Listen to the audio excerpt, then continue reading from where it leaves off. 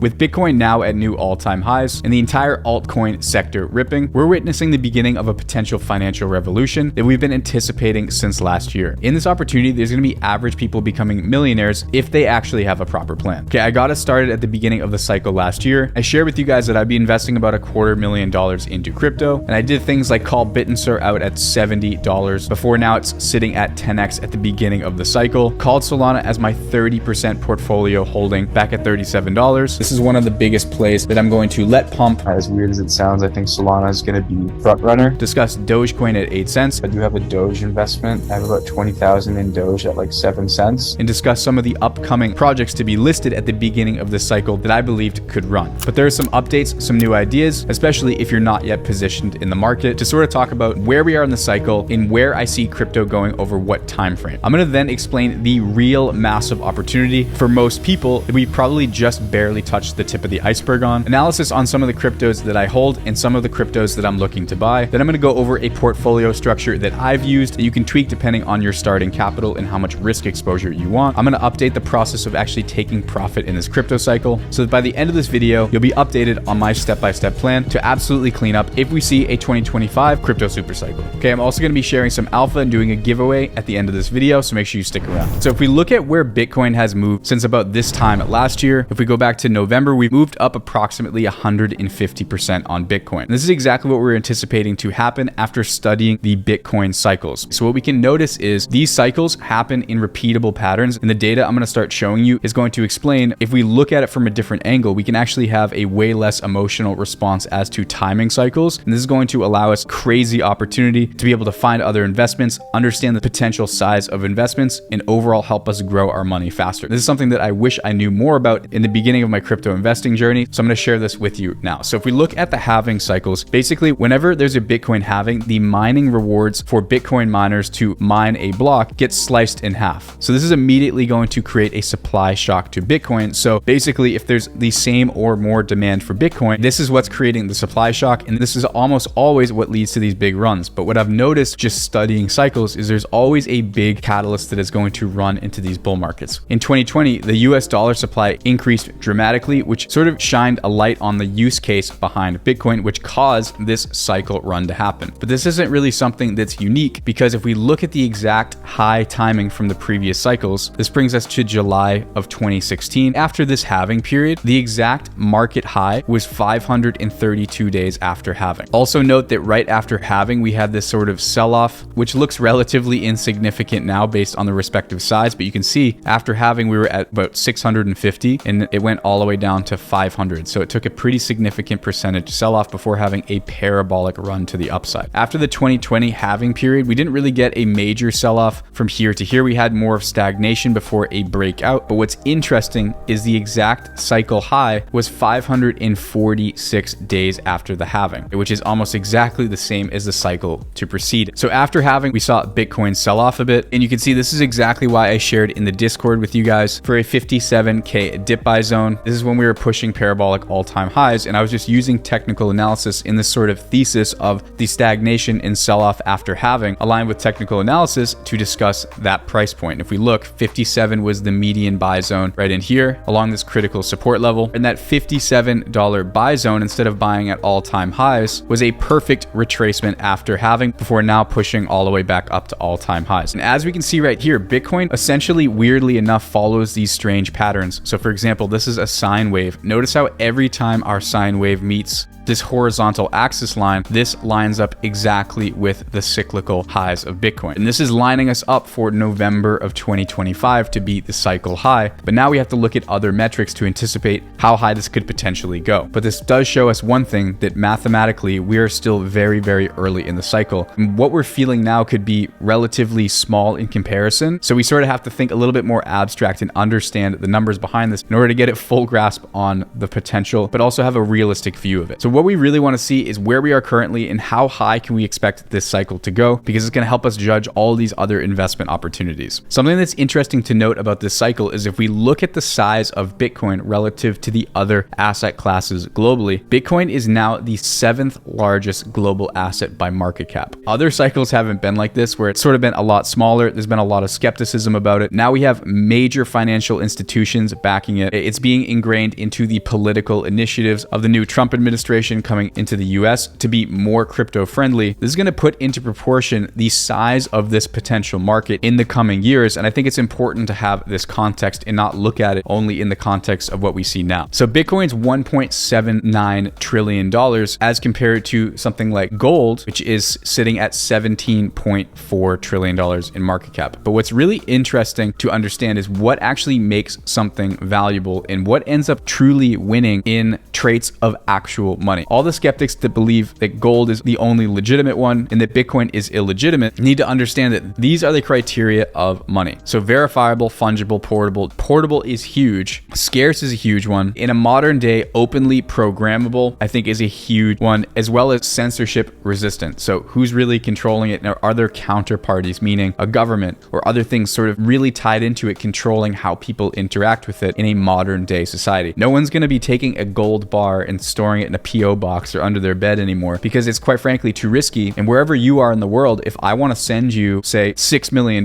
if I have money invested in gold in the US market, I have to sell those on the market. Then I have to go through the swift process of wiring money to you. This is going to take days and days, all sorts of taxes and fees associated with it. Whereas I can go take my Bitcoin, click 2 buttons, wait 12 minutes, and I can send billions and billions of dollars anywhere in the world instantaneously. Bitcoin beats gold in every single category except for the established history, which in my opinion, if this isn't screaming opportunity, then I don't know what is. And moreover, I think people are waking up to the fact that global currencies are just destined to fail. You print more of it for the greater good, to put out fires and basically take care of people. But what that does is it diminishes the buying power of your currency over time. This is the purchasing power of the consumer dollar in the US. And this is starting from 1933. Since 1933, look at how much purchasing power the US dollar has lost. And this is going to continue going into infinity. Now let's look at the Bitcoin chart in comparison to that. Here lies one of the opportunities that is then going to drive all of the smaller opportunities for us in this cycle. The problem is that people get all sorts of hyped up when Bitcoin's ripping all-time highs, basically what it's doing right now. I started making content talking about where the price of Bitcoin is going to go since back here.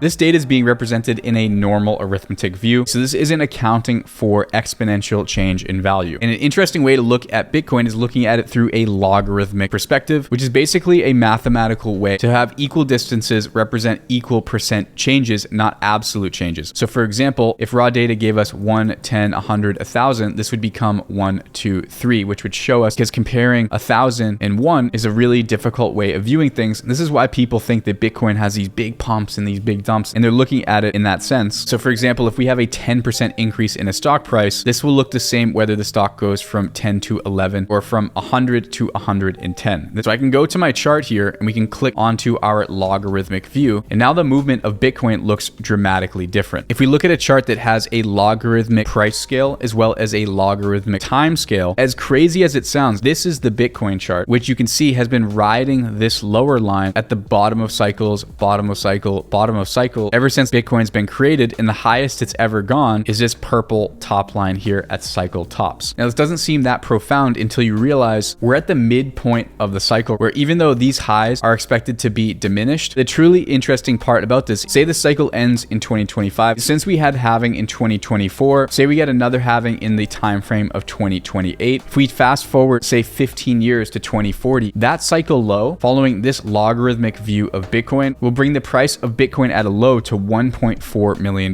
with a median price at about $4 million in 15 years. If we look at it respective to gold, if we just multiply the market cap of Bitcoin by 10, it would match the market cap of gold. And if you multiply the price now of Bitcoin at about $90,000 when I'm shooting this video, that's $900,000 with the current amount of capital on the earth. If we look at the distribution of global wealth, right now, this is roughly the size of Bitcoin. We got the size of gold. We have equities, real estate, bonds in the overall world. At the current expected rate of growth in 2045, we'll see these markets inflate. And this now shows Bitcoin being 7% of the global capital. Even if Bitcoin takes up 5% of the global global capital, we're looking at $3.4 million per Bitcoin. Sounds like a moonshot, but all we're doing is looking at pretty conservative math and using that math to allow us to sort of have that sort of larger perspective. And during this process, there's going to be so many individual opportunities outside of Bitcoin to be able to amass so much capital. Just to add further evidence of this projection, what I use when I'm day trading crypto on a day-to-day basis to generate profits on smaller charts, we can look at trend structures in 5-wave patterns. So you have your first push, a correction, a bigger push, a correction, a fifth wave, and then you have an ABC correction. And this is how trends move in general. In order to pick areas where the tops of trends could potentially be, we can use this tool called a trend-based fib extension. Start at the beginning of a trend, go up to the high of our one zone, bring this bottom back down to our low, and you'll see this 161.8 projection brought us to the almost perfect top of Bitcoin. We got responses off of this level, as well as the fact that if we take a regular Fibonacci retracement and retrace on the overall Bitcoin move, you can see the golden ratio of Fibonacci is the exact bottom of this market swing. So if we consider this high our new one wave, our 261.8 value would bring us to that $165,000 price target for Bitcoin, which is another added layer of confluence in conjunction with two other requirements I'm going to show you at the end of the video that sort of indicates to me where we could potentially see this cycle move into. Okay, so I recently started using this indicator here that you can add right onto your trading view. Will show us this band, whether we're in logarithmic or not. And you can see every time we've seen cycle lows, this is a beautiful time to look at a cycle low. And after each cycle, you can see high to that swing low. In this cycle is about 85% from here to the low, 85% from here to the low, about 80%. So if we go out to where we expect the cycle to potentially end, it's going to bring our low point somewhere around here. If we draw this lower band out, that would bring our cycle high projection, in my opinion, pretty conservatively up to $165,000 per Bitcoin. The returns are going to be diminishing over time. There's two more tools I'm going to be using to time the exact top of the cycle that I'm going to talk about at the end of this video here. This is the growth potential of where we are. And it doesn't take that much change to see dramatic swings in numbers. And by the time people realize this math, it's going to be way too late unless we build a plan now and see the true opportunity. So my thesis on investing in Bitcoin has changed completely. I used to want to sell the cycle highs and time the perfect bottoms, but at any period of time, these cycles could change if people start to understand how significant this technological change could be, in which we could see crazy pushes in cycles. So I'm realistically never selling my Bitcoin again unless we get a crazy parabolic move. Then I might consider taking some small profits. But what I am going to do is use these cycles that I'm going to be talking about here in a second to be able to close those out to then roll back into Bitcoin, depending on your allocation. Outside of Bitcoin, let's talk about the massive opportunity that this presents for us investing in Bitcoin, as well as other things like we've seen have already been moving like crazy in the cycle. Here, what we're seeing is the total market capitalization of the crypto market. You can see, even though Bitcoin has flown over all-time highs, we are just now attempting to crest the all-time highs for the market cap in crypto. If we look at the total market cap excluding Bitcoin, we've also just broken out of this wedge pattern where prices basically funneled into this zone, had to either break down or break up, and now we're breaking above this level. Furthermore, if we look at the market cap excluding Ethereum and Bitcoin, which are the two largest cryptocurrencies by market cap, in order to break all-time highs of previous cycles, we still need to see $281 billion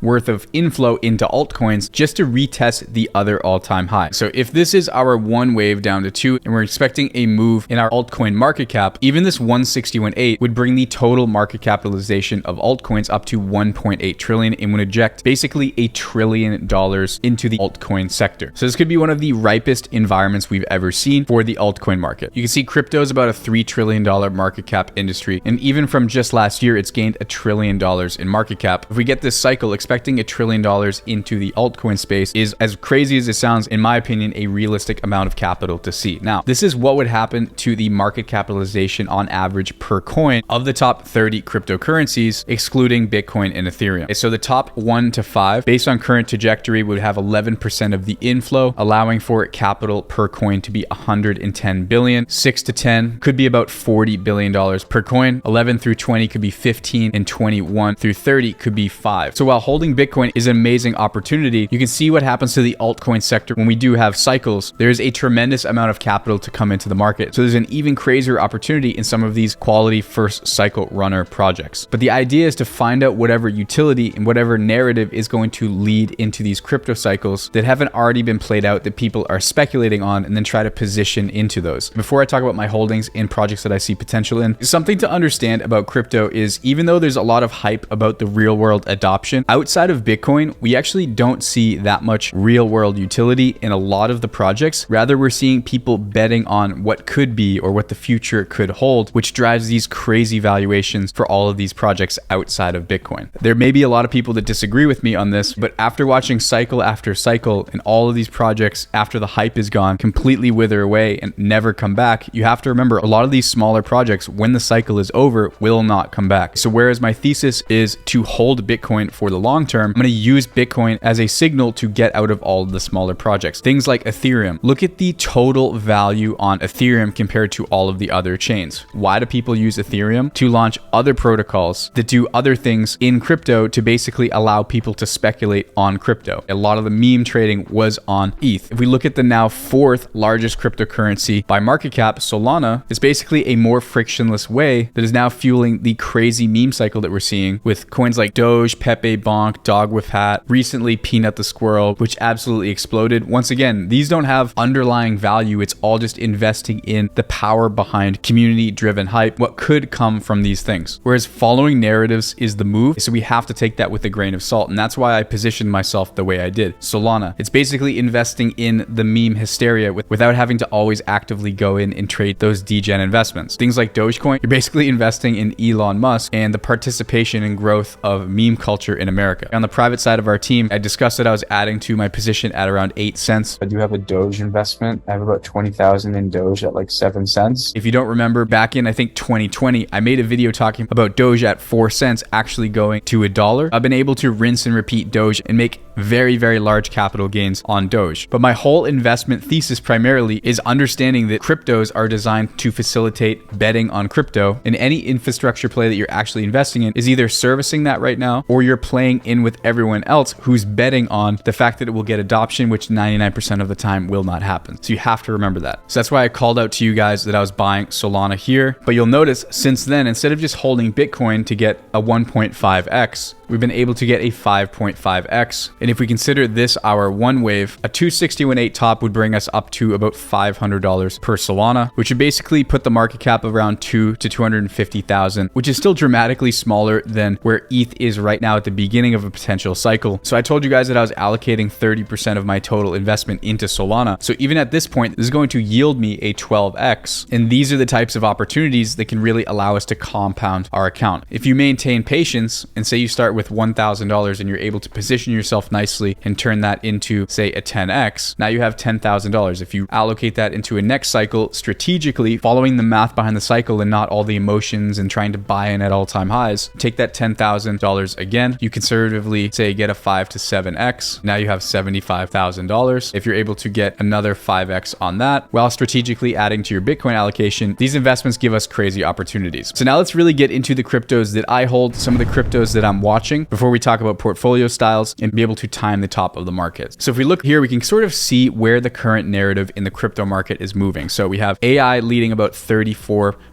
of the altcoin sector. We have memes at about 23%. You can see all of these other narratives are a bit smaller right now. So knowing this sort of dictated the way I set up the portfolio and the plays that I'm looking to get into this cycle. So this is why I signaled out to you guys Sol at about $37 in the time that Bitcoin has moved up, say 1.5x, even from where it is now. And if we consider this our one wave, our 261.8 projection would bring a price projection up to $524 for Solana, which would be a 13x on a large cryptocurrency, and that would bring the market cap up to about 250 billion for Solana, which is still smaller than the market cap that ETH has now. Just to sort of look at this relatively scaled. When I'm looking at investments, I'll look at the relative size of real companies to get a realistic bearing on how big certain companies could get. So for example, Ethereum is at $400 billion market cap. That kind of makes sense considering MasterCard, Home Depot, Costco, Procter & Gamble are all in that sort of realm. When people say Solana is going to go to $1,200 per token and it's going to have $1 trillion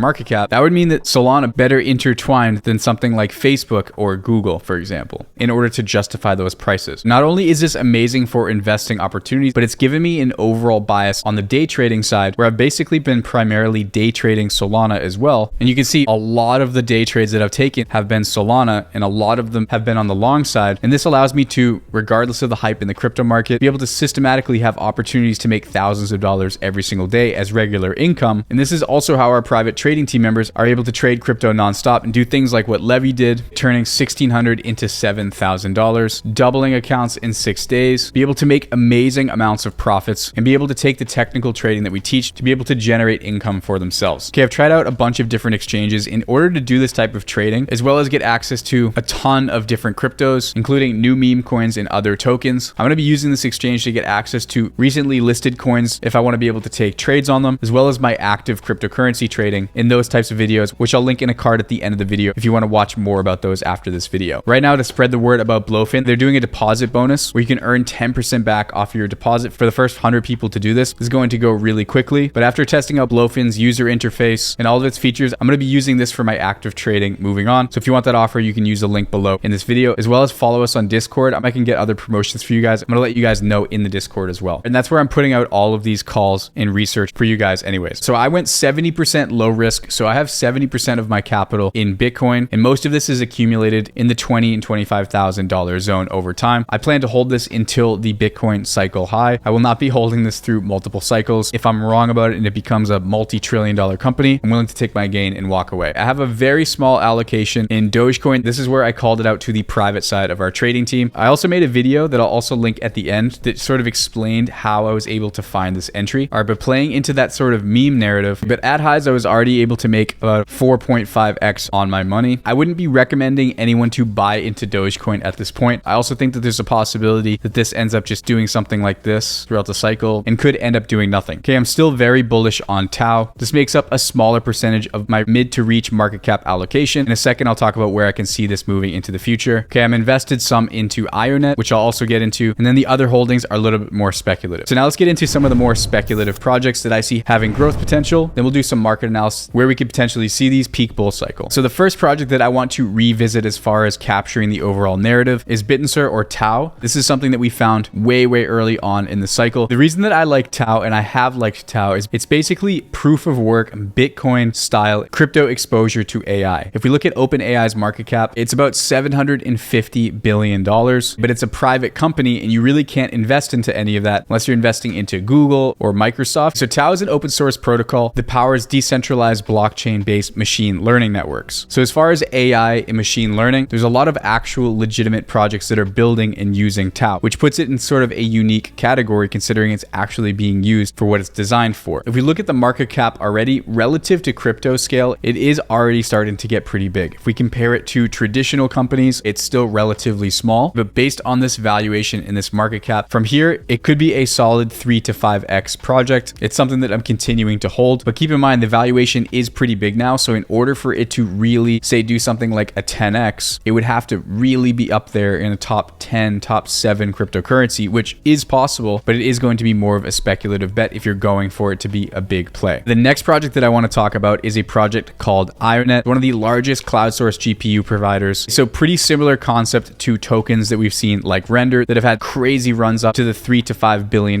market cap range. Something that's interesting about IONET is the only solution in the market that supports geo-distributed clustering of institutional grade compute resources at scale. If we look at the numbers of GPU that IONET has to be able to sort of fuel the computational power required for this whole narrative to move, IONET has over 5,000 of these, where compared to Render that's still valued at a $4 billion market cap, IONET can service a way larger pool. If we even look at a project that we were involved with way back in 2020 and 2021, Nosana, to put it into relative scale, this is the size GPU that Nosana has, whereas IONET is basically destroying all of these other competitors. But in my opinion, the goal is to sort of find the new shiny object. There's one downside about IONET, in my opinion, and that's that they listed at a fairly large valuation at about $400 million. If you guys were following along in the Discord and the long-term ideas, I said getting to around $100 million market cap, this would be a good buy. We did scoop some up at that low $100 million market cap, and right now sort of at that point, we're still trending. You can see we had this really crazy push after launch with a way too high of a valuation, and that's why we were waiting for this to sort of sell off before starting to accumulate some IONET. But if we look at it in terms of market cap, we have 280 million, 1.86 billion fully diluted market cap. So the FDV is relatively big, and we do have an unlock coming in about 22 days as well that will release 1.75 of the circulating supply into the market. However, if we look at IONET with the market cap of even what Render has before it potentially goes on an even bigger run, that's still a 14x in price. Now we're we're seeing a lot of hysteria in memes. Eventually, I think that the narrative for the cycle will start to revert back to AI agents. And if that comes to fruition, in my opinion, Ironnet GPU could be one of the leading GPU projects for the cycle, even though the valuation was a little bit too high at the beginning of the cycle. Okay, we've seen this a lot in crypto as of lately with really high valuations at launch. However, in my opinion, I still believe that it is important to let all the VCs and all the inside investors sort of shake out and then start to accumulate these projects. If we do see the type of growth that we're expecting, say for example, Solana at 1,000, if we're complaining about a $10 billion valuation, it may actually still look cheap if all of the new launches and all that free price discovery is being discovered while they're doing different raising, and all the new launches of the top quality projects are in the $8 billion FDV range. So we have to keep in mind the scale in which the market's going to grow. And in my opinion, I still think no one's paying attention to Ironnet, and if that narrative switches around, this could be a really beautiful running play. Another project that I find really interesting, and this is a recent launch as well, is a project called Grass. This is a data scraping tool where people can run this extension on their computer. It doesn't slow down your computer, and the data scraping is used to train AI models. Once again, this recently launched, and you can see the launching valuation was still really high, $700 million valuation. Okay, we have about a $600 million market cap currently with a $2.3 billion fully diluted. The good thing about this project is the next unlock that's going to happen is about a year from now. Okay, and we recently had an unlock in October. So in my opinion, if we can get this in a discount zone at this 61.8 or lower, this should drop the market cap down to about $300 million, $200 million market cap. In which case, if we are to be able to run up from that range, say into the $2 to $3 billion market cap, that's still going to get us a nice juicy possible 10x on this position as well, if that narrative is to play through. The next project that I want to talk about steers a little bit more into the infrastructure plays, similar to a Solana type play, where into this bull cycle, we could potentially see a lot of momentum in the retail participation side. So people who aren't natively involved in crypto starting to get a lot more involved into crypto. So one of the largest, most known cryptocurrency exchanges in the US is Coinbase. As you guys know, meme coins are going crazy right now. Coinbase actually made their own chain called Base Protocol. We talked a little bit about it in previous videos, but Base Protocol is essentially Coinbase's version of Binance's Binance Smart Chain. Okay, Binance Smart Chain was wildly popular when BSC cryptos were being traded back in the previous crypto cycle. The main liquidity provider for Binance Smart Chain was PancakeSwap. PancakeSwap, you can see at the peak cycle high, went into the $6 billion range, sort of servicing the liquidity for Binance Smart Chain. Base doesn't have a native utility token, but what they do have is the main liquidity provider's token, which is Aerodrome. Okay, so we can see Aerodrome did have a nice push after launch, and then we sold off. I ended up taking a position here, and we went down a little bit further, and now we're trending at about $1.30 and just sitting under $1 billion in market cap. It's undeniable, in my opinion, that if Base Protocol has its time as more retail participation continues to pour in with altcoin trading, meme coin trading, etc., this could be a very bullish instrument to have allocation into, sort of similar to how Solana is capturing all of the momentum into the meme coin cycle. Coinbase has a division called Coinbase Ventures. So this is basically Coinbase's way of incubating and investing into smaller projects. You can see as of November 14th, Coinbase Ventures is starting to accumulate Aerodrome. However, it is already at $1 billion. So if we do see a season on Base Protocol, this is a relatively small allocation that I have. So considering the injection of new capital, and if Aerodrome can be anything like what Cake was in the previous crypto cycle, this could have a really good opportunity for upside growth. Yeah, there's another project that I'm watching that hasn't quite listed yet, and it's called Bless. This is Blockless's rebrand, and basically what they're designing is a large internet shared computer. So it's very similar to what Grass does, but instead of data scraping, they're using compute. And something interesting about Bless is if we look at Ironnet or Akash Network, this process requires manual renting of compute based on where it's needed. Something interesting is the founder is ex-Binance. They're expected to launch in Q1 of 2025, assuming that they have a relatively low valuation at launch, something in the 100 to 200 million. This could also be one of those plays that runs to several $billion